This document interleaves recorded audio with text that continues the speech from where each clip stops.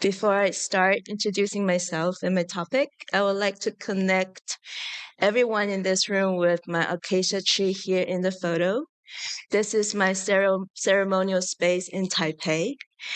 By chanting a short song gifted by her to me and now to you. I have lost my tribe and my language, but I haven't lost my roots and my connection to her, Acacia. There is only one word in this chant, Ina. It's the only Taiwanese indigenous word I know that has been spoken by my ancestors. It's the word for mother. And so if you would like to, please repeat after me, Ina. Okay, and if I may, I will start chanting, and my wishes is that you can feel her through me. Ina naideo,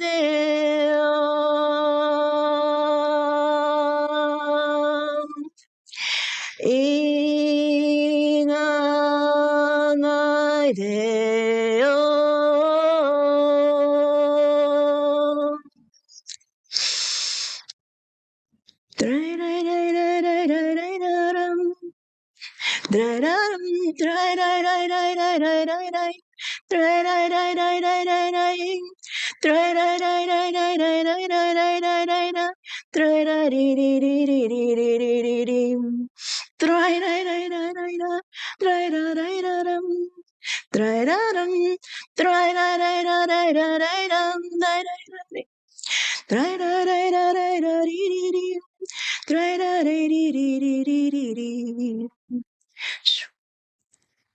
Okay,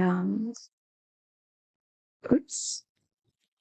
I've come to talk about Famosa Huasca and ayahuasca and Acacia ayahuasca analog, and how working with her has brought me back to my roots, reclaiming my connection with my ancestors and the land of Taiwan.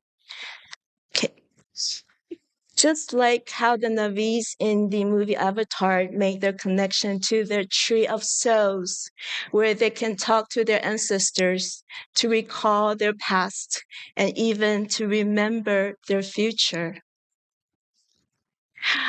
It's long been known that various species of acacia contain DMT. Acacia confusa is a native plant found in Taiwan, where I'm from. Confucius. It is named after the famous Chinese philosopher Confucius. Well, this is a very exciting and massive topic that has to do with Chinese magic, but I have to skip that in this talk. Acacia confusa has high concentration of DMT, up to 2% in its root bark. Just 20 grams of root bark would be sufficient for a very strong dose. It is a Chinese medicine used mainly for liver detox. I have personally talked to many Chinese medicine doctors, and they're shocked when I told them that acacia can be psychoactive. There is no found evidence that this plant has been used as a psychoactive agent in Chinese medicine. So it would be very exciting to find tribal culture using ayahuasca-like substance outside of Central and South America. I have personally gone to the tribes in Taiwan, asked around tribal shamans, and researched all the papers I can get hold of. I've heard of shamans in Taiwan using the chura, but unfortunately, there is no evidence that the Aborigines of Taiwan used acacia confusa for ayahuasca preparations. And Famosa Huasca gets its name from the island of Taiwan, which has formerly known as Formosa. If you don't know where Taiwan is, it's an island on the east coast of China. And of course, in this room, I don't have to explain what ayahuasca is. Well, Formosa Huasca is an analog that utilize Acacia confusa and Syrian root. Interestingly enough, this combination of Acacia and Syrian root came not from Asia, but the Middle East. In the ancient Egyptian mythology, their tree of life is Acacia nilotica, and Isis is the goddess of Acacia. And Syrian rue, Helmel is a sacred plant of the Zoroastrians, which the Persian people uses as an incense to ward off the evil eye and to create an auspicious atmosphere. Both plants are found in the Middle East. Professor Benny Shannon from Hebrew University of Jerusalem even argues that the vision of burning bushes Moses saw might have been the result of this combination of acacia and Syrian rue, but who knows? As many mysterious synchronicities have happened in my life, I personally have a pretty deep connection to the Middle East, even long before I met Acacia confusa. I went to Israel for the first time when I was 28 and have been keeping on going back to Israel over the years. From what I know, the acacias in Israel or in the Middle East in general are not very effective as a DMT carrier. I have met people in Israel who have tried to use local Israeli acacia to make ayahuasca. Well, they say that they don't really get visions, but only headaches. I don't know why, though, this combination of acacia and Syrian root should have a Middle Eastern root, but the acacia in the Middle East is very quiet, nothing like what Acacia confusa from Taiwan is doing now is making waves, and it has definitely gained recognition as an ayahuasca analog. Formosa Huasca, aka Acacia confusa, has developed over the past decade through the experiences of various communities and individuals because it is a very common plant in Taiwan. It is easy to prepare and very effective. Anyone can easily purchase it in a Chinese medicine herbal shop. While ayahuasca from Peru is difficult to obtain, a trip to Peru would be very expensive. Many people in Taiwan began to utilize this plant for its psychoactive effects in spiritual and therapeutic contexts. I'm going to start talking about my story. I encountered Acacia confusa for the first time in 2012. I had such an intense experience. I remember I was devoured by a serpent and everything around me came alive. The memories of the land started revealing themselves to me. I saw genocide and bloodshed, energy from the stars downloading down into my system. My body was having, I was being played like a piece of instrument. And I was having full body orgasms, and I was making voices that I have never heard before. And I remember very clearly Acacia confusa told me, I don't know why, but it was in English. She said to me, like an old grandmother, she said, you think you want to be a healer? No. You have been fucking around doing this and doing that. No. You have to do this. And she told me, and you have to go to Peru. If you went to Peru, your true identity will be revealed to you. And so I went to Peru very, very soon after that initial experience with Acacia confusa and started training with the Peruvian ayahuasca.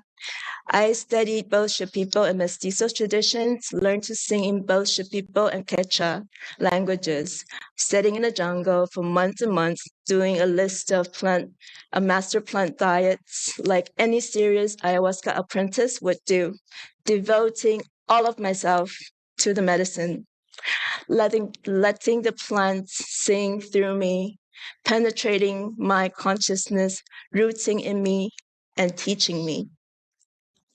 Well, the difference between Peruvian ayahuasca and Taiwanese Acacia confusa, speaking from my personal experience, I think that Peruvian ayahuasca is much darker and wilder comparing to Acacia.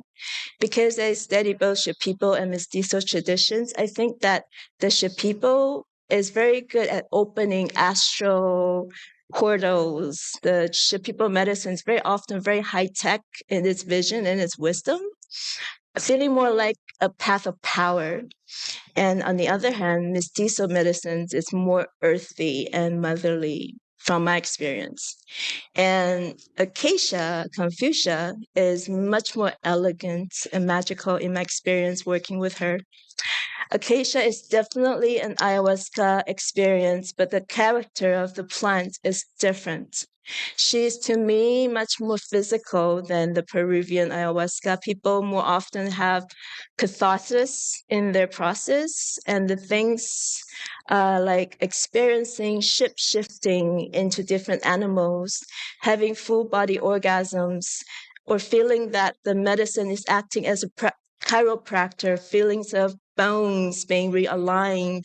These reports are significantly more common than Peruvian ayahuasca, relatively speaking. For me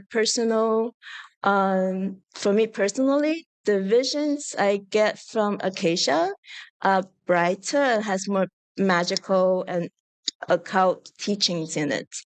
On the other hand, Peruvian ayahuasca has more purgative and healing aspects to it. And there's an episode about magician Damien Echoes in Netflix series Midnight Gospel. He's this fishbowl guy in that episode. He mentioned about how oral traditions are being passed down from master to students.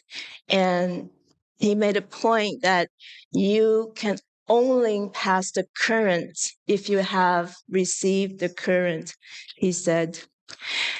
Through my journey, though my journey started with Acacia confusa, but Acacia insisted that I go to Peru. I think because I needed to receive this current from the plant spirits, which is still intact in Peru. After spending years dieting in the jungles of Amazonia, I feel that Peruvian ayahuasca has rerouted me back to my roots with Acacia confusa. In my early stage of training with Peruvian ayahuasca, for sure I had Peruvian plants, spirits came to me and taught me things, but also I had a vision of an Asian tree spirit that came to me. I saw this Japanese style shrine temple of this majestic tea spirit with little tree genies dancing in front of the temple, the shrine. The shrine in my vision looking very similar to this poster of animation of Spirited Away, if you know that movie. And the genies dancing also looking like this white fluffy thing here on the left.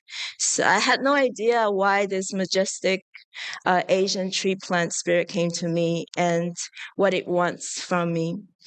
Also, around the same time, Peruvian ayahuasca showed me things in my bloodline, something she insisted I must know.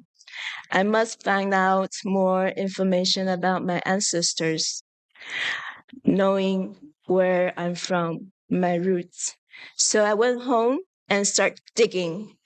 Anyone who has dieted the plants in the jungle would know that the real lessons begin after the ceremony and long diets in the jungle have ended.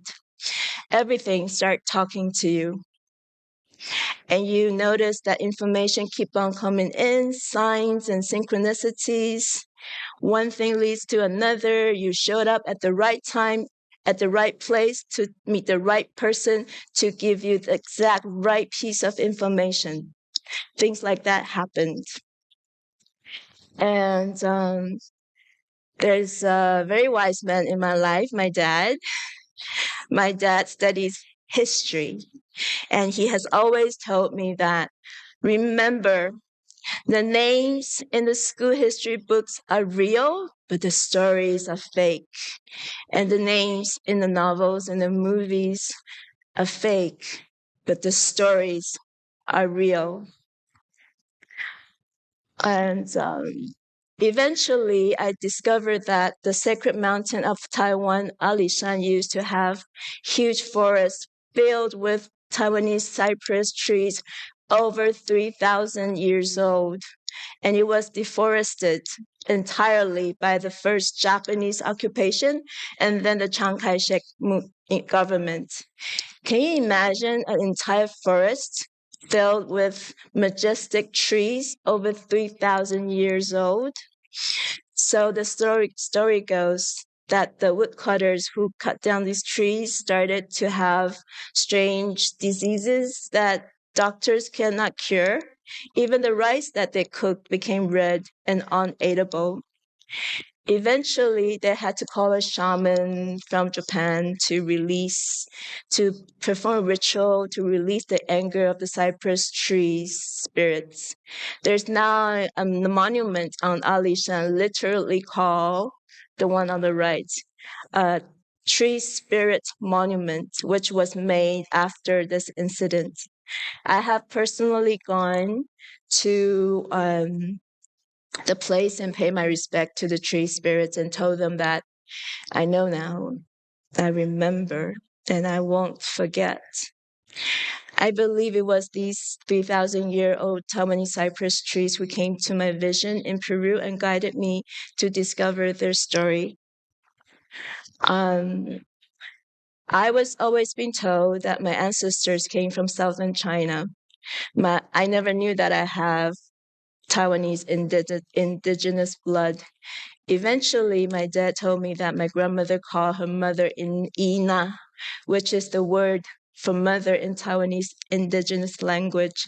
My grandmother came from Beitou. It's a place famous for hot spring near Taipei. And it was where the lost tribe of Catalan used to live. Beitou, the name of the place, means exactly the witches. The witches. And it took me almost 10 years to rediscover that I'm a direct descendant of the witches of the lost tribe of Catalan.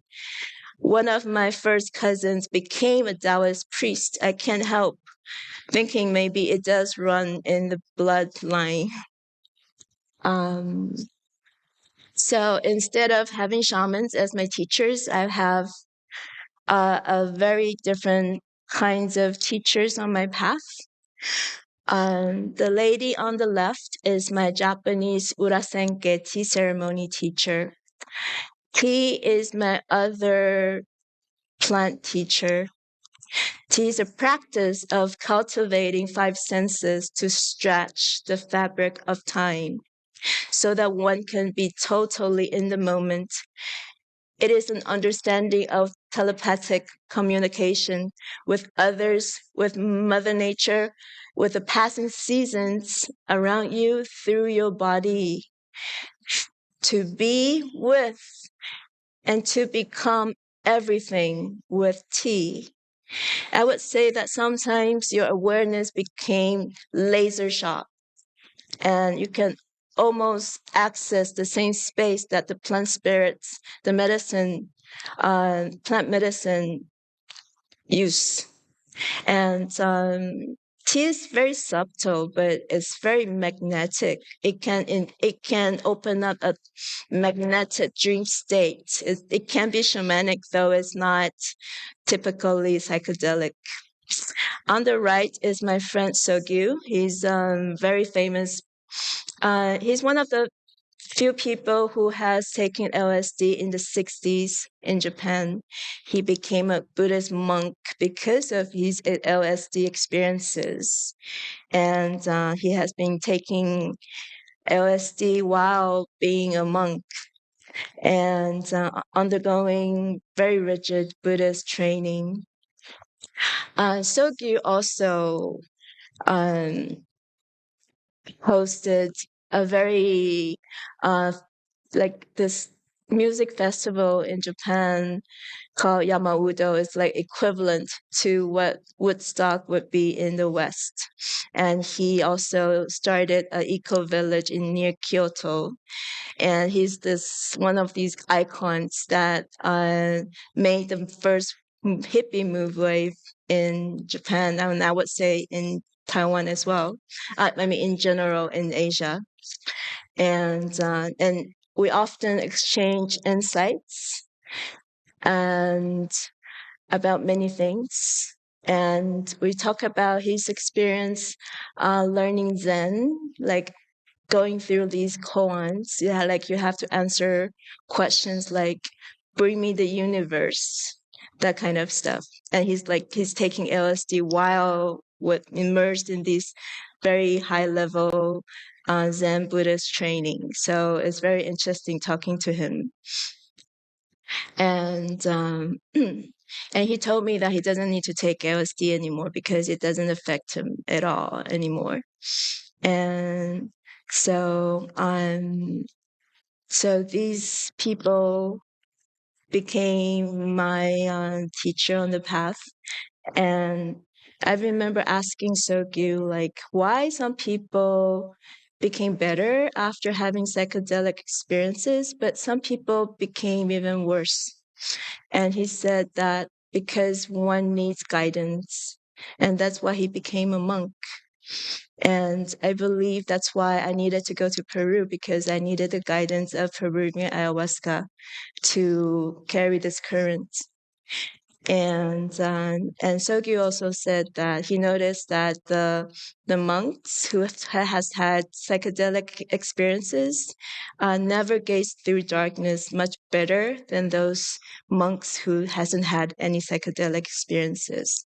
So overall, in conclusion, my journey has been profoundly influenced by many cultures and traditions, and also because I'm a traveler, and I believe that this wave of Acacia confusa is getting her momentum and beginning to form a new psychedelic culture from Taiwan, and maybe it will even spread to China and to the world.